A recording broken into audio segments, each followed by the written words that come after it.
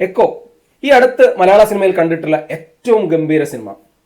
ഒരു തരത്തിലുള്ള വിമർശനവും ഈ സിനിമയ്ക്ക് കൊടുക്കാനില്ല. കാരണം അത്രയേറെ എല്ലാ ഏരിയയിലും പെർഫെക്റ്റ് ആണ്. എഴുത്തിന്റെ കാര്യത്തിലാണെങ്കിൽ ബാഹുൽ രമേശ് വേറെ ലെവലിൽ തന്നെ, ഇതുവരെ മലയാളത്തിൽ കാണാത്ത തരത്തിലുള്ള ഒരു റൈറ്റിംഗ് പുള്ളിക്കുണ്ട്. അത് തന്നെ പുള്ളി ഇതിനകത്തും കൊണ്ടുവന്നിട്ടുണ്ട്. അതുപോലെ വിഷ്വലി സിനിമ DOP ചെയ്തിരിക്കുന്നതും പുള്ളിയാണ്. അത് ഗംഭീരമായി ചെയ്തിട്ടുണ്ട്. ദിൻജിത്ത് അയ്യത്താൻ കിഷ്കിന്ദ കാണ്ഡത്തിന് ശേഷം വീണ്ടും ഞെട്ടിക്കുന്നു എന്ന് തന്നെ പറയാം.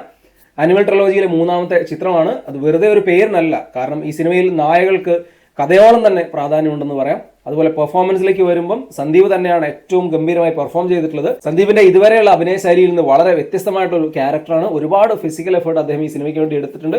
അതെല്ലാം സിനിമയിൽ ഗംഭീരമായി വന്നിട്ടുമുണ്ട്. പുള്ളി എടുത്ത ഒരു എഫേർട്ടിന്റെ റിസൾട്ട് പുള്ളിയുടെ ക്യാരക്ടറിന്റെ പെർഫോമൻസിലെ പെർഫെക്ഷനിൽ കാണാനുണ്ടെന്ന് പറയാം.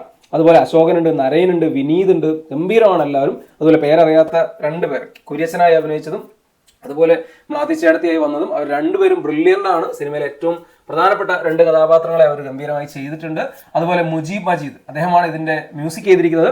എക്സ്ട്രാ ഓർഡിനറി വർക്ക് എന്നാണ് പറയാം. കാരണം ക്ലൈമാക്സിലൊക്കെ ഒരു മ്യൂസിക് ഉണ്ട്, അതൊരു തരിപ്പാണ്. അത്രയേറെ ബ്രില്യൻ്റായി മ്യൂസിക് ചെയ്തിട്ടുണ്ട്. എഡിറ്റിംഗ് സൂരജാണ്. എഡിറ്റിങ്ങിന് വളരെ പ്രാധാന്യമുള്ളൊരു സിനിമയാണ്.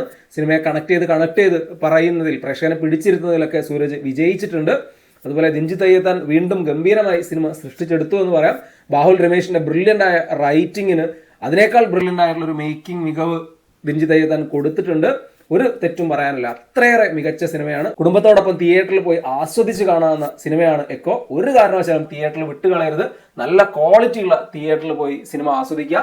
നല്ല സൗണ്ട് ക്വാളിറ്റിയും നല്ല സ്ക്രീൻ ക്വാളിറ്റിയും ഉള്ള തിയേറ്റർ തന്നെ തിരഞ്ഞെടുക്കണം.